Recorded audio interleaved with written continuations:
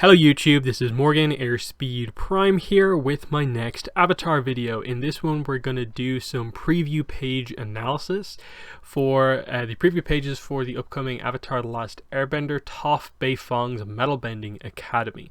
So we have 7 preview pages. If you're wondering where they come from whistlerbooks.com, otherwise known as Armchair Books. If you go there, look up the listing for this comic, you can see it has a preview link here, more images, and you can see we get our 7 preview pages here.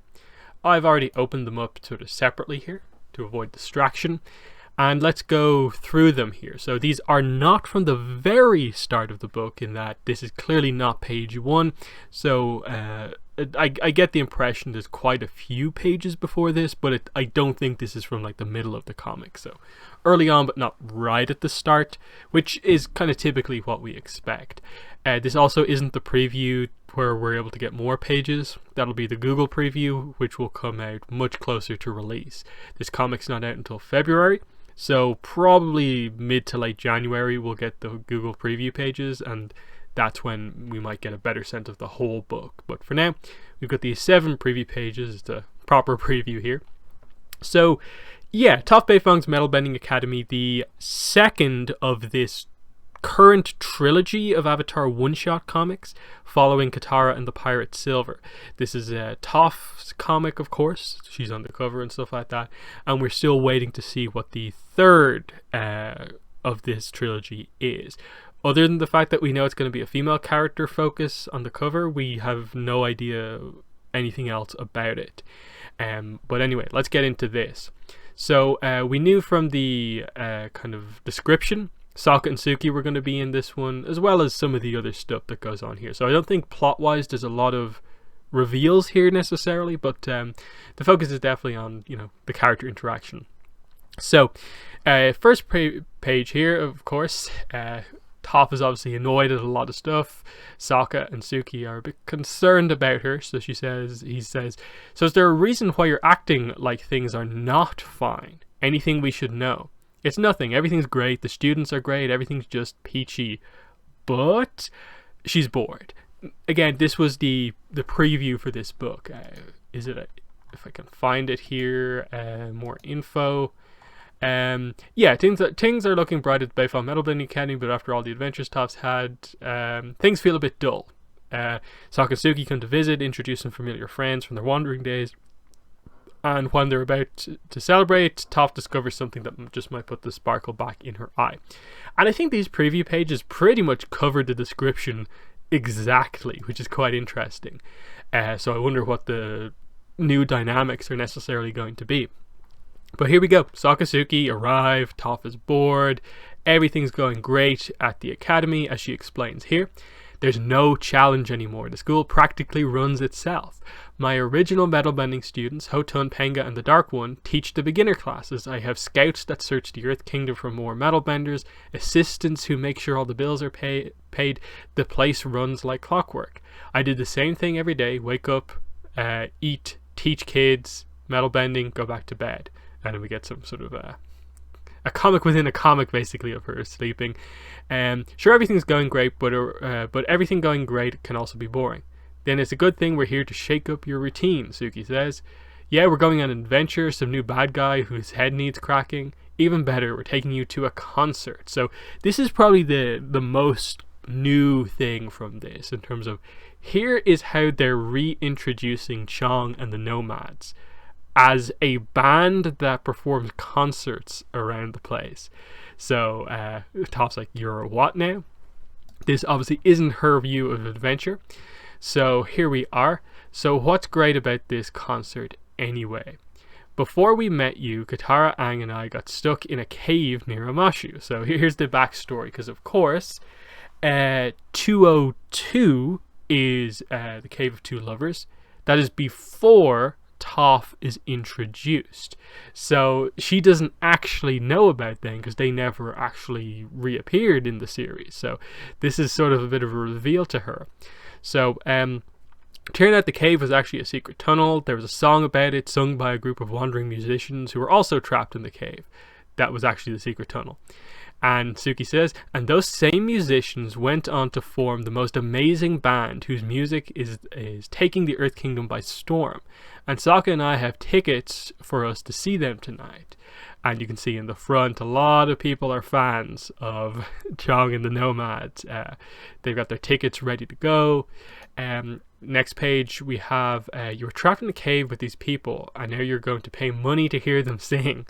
Sokka says, it wasn't my idea. Suki's crazy for their music. I'm just trying to, be supportive. So this is actually a really interesting thing in terms of their dynamic of here's something that Suki is really into, but Sokka doesn't like. Whereas kind of what we've seen from before, it's maybe the other way around in terms of Sokka's unique brand of humor. Suki likes it, but not as much as Sokka does, and here's sort of the reverse of that. So Suki really into the style of music that Chong and everyone likes. That's quite interesting.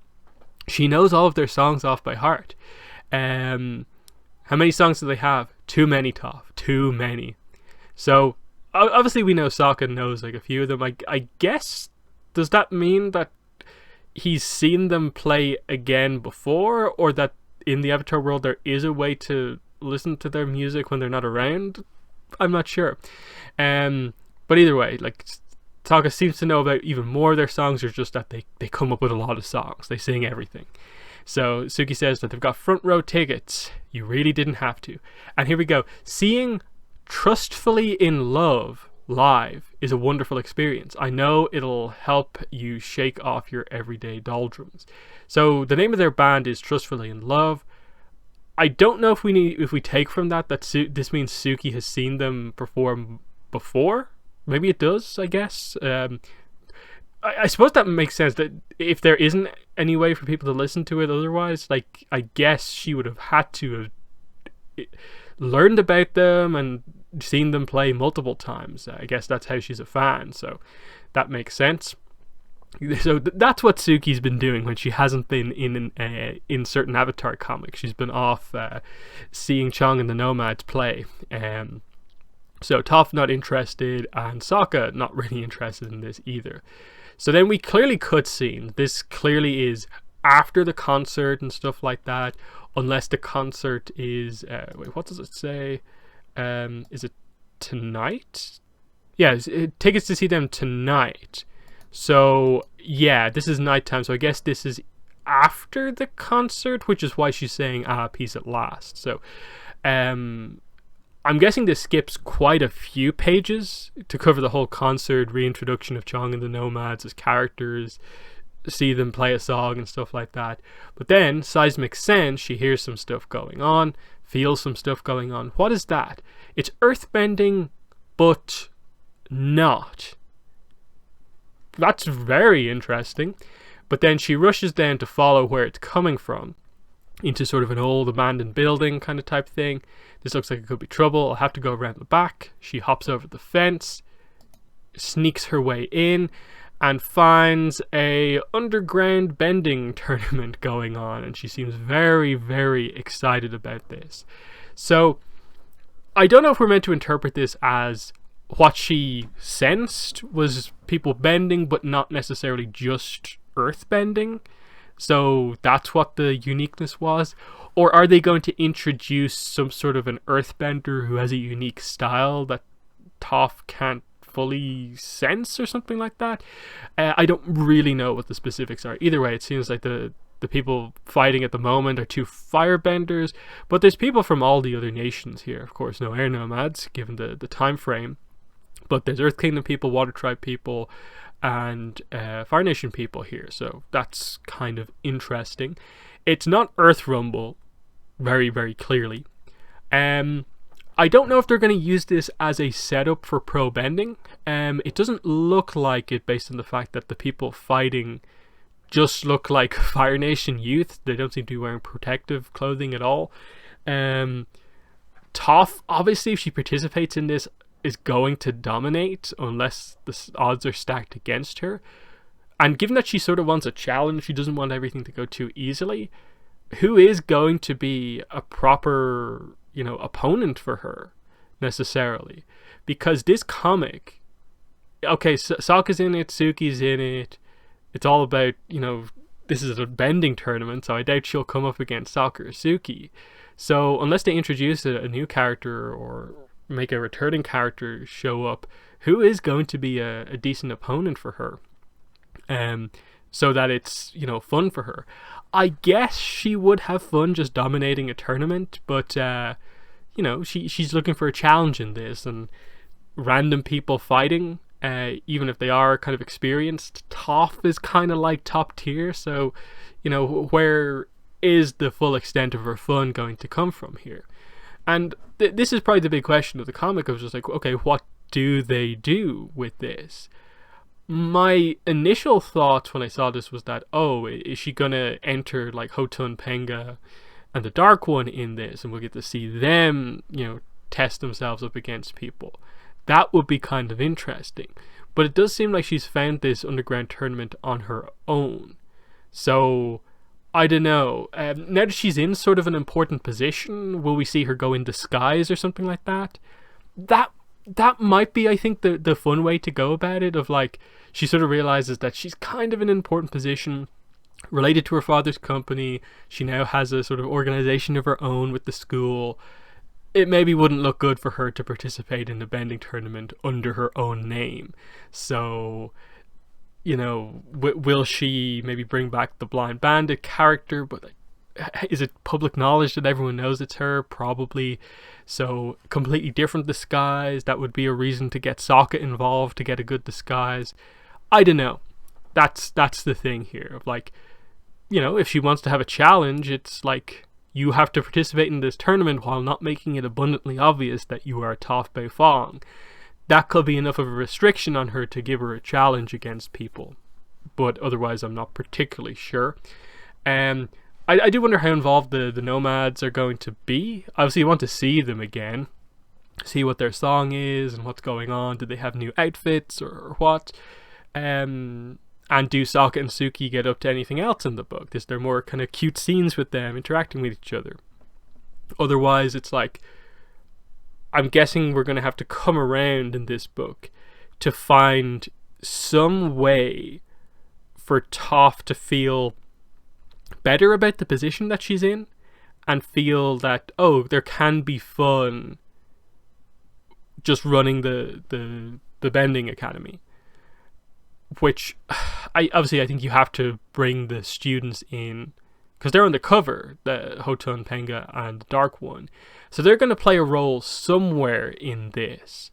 And I don't know, it would be actually cool if maybe Toph thinks this through and realizes, I can't participate, but what if I get these three to participate? And she more coaches them, and if they do well, she feels that pride of like, I trained them to be amazing benders, and we might see a different side of Toph from a teaching perspective, that it doesn't need to be her involved in all of the action, but she can get the same experience out of other people doing well. I don't know, there's a way to do it.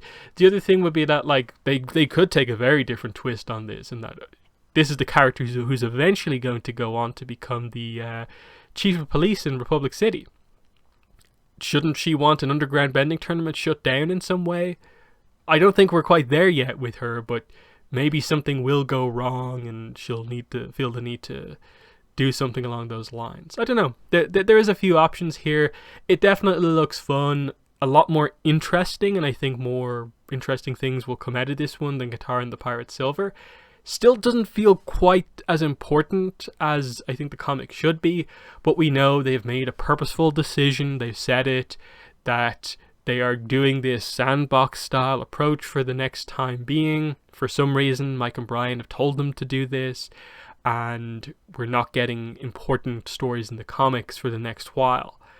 I really want to see what their lineup of books is for 2021, because right now, like, the thing is, the schedule is basically reprint books and this. That's it. That's all Dark Horse have for 2021 is Toph Beifong's Metalbending Academy, and then a lot of unannounced books. The follow-up to this in the trilogy of what the next one-shot is, Korra comics that they haven't announced yet. And we're getting towards the end of the year. They need to get going on this, because 2021 kind of has to deliver for them after, you have to acknowledge 2020 was a pretty weak year comic-wise. I don't think you can really say otherwise with the amount of new books they released compared to reprint books, and then the quality of those books as well. So, they're my thoughts on the 7 preview pages for Toph Beifong's Metalbending Academy. And again, my final thoughts pretty much just on these ones are that it looks way more interesting than Guitar and the Pirate Silver. I think that locked itself way too heavily into position by placing it at such a, I think, restricted time in the timeline. Here, as we know, we're somewhere in between the Rift and we're somewhere post the Rift. So we're in a little bit of a gap kind of zone here. We're in the comic timeline, so some stuff that happens off screen could actually be quite interesting, even though we know, the main events of, Smoke and Shadow North and South are the next sort of big things to happen. But still, it's a bit more interesting than, let's go back into book 2 where there's basically no free space to work with. That's the main thing to say. So in the comments, let me know what your thoughts are on these brand new 7 preview pages for Toph Beifong's Metalbending Academy. How do you think this book is shaping up? What way do you think they're going to go with it? I suppose the main thing is, okay, Chong and the Nomads are now a band that is famous across the Earth Kingdom. What path are they going to take with them? Sokka and Suki, I'm guessing that's going to be the side plot for this book, the equivalent of the Aang, Sokka, and the Firebender soldier from Guitar and the Pirate Silver. I'm guessing that's what Sokka, Suki, and the Nomads are going to be. I really am interested to know what exact path they take with Toph and the Bending Tournament. I hope it's not just really simple, Toph is amazing, Toph goes in, beats everyone, and feels better about it. I want there to be a bit more character to what goes on here, which I think there will be, in that the students will have to be introduced and so on. But let me know what your thoughts are. But that has been the video. Thanks for watching, and bye.